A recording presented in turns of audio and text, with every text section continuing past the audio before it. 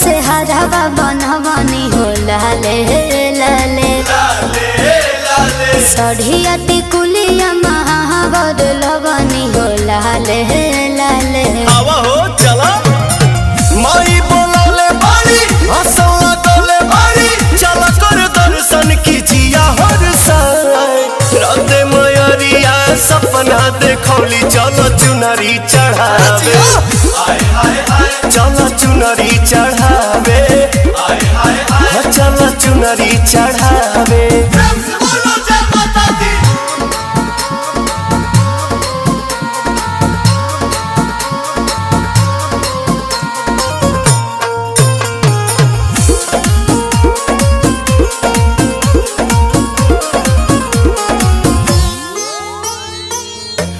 काला सारा खायल दियारी जगमग जाता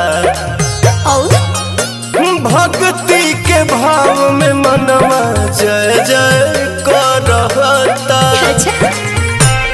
झुमुका हरावा सुनो रे गधरा गधरावा सुनो रे श्रद्धा जगले बारी अपन बनोले बारी मंदिर के घंटी जिया भीतरी सुना जियारा में जोगन के जोगवा जगौली चलो चुनरी चढ़ावे चलो चुनरी चढ़ावे चलो चुनरी चढ़ावे।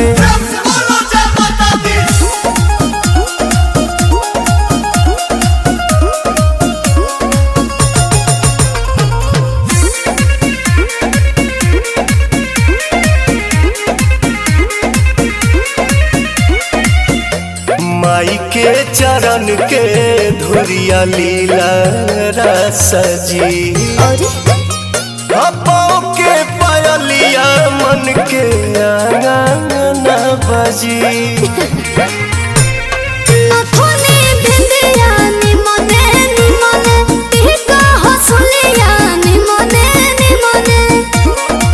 बिने बिहारी पावन भइले भक्ति में मगन गइले गीत दिलवा में श्रद्धा सजाए माई मोरी दुलारी के संदेश बाटे चलो चुनरी चढ़ावे चलो चुनरी चढ़ावे चलो चुनरी चढ़ावे।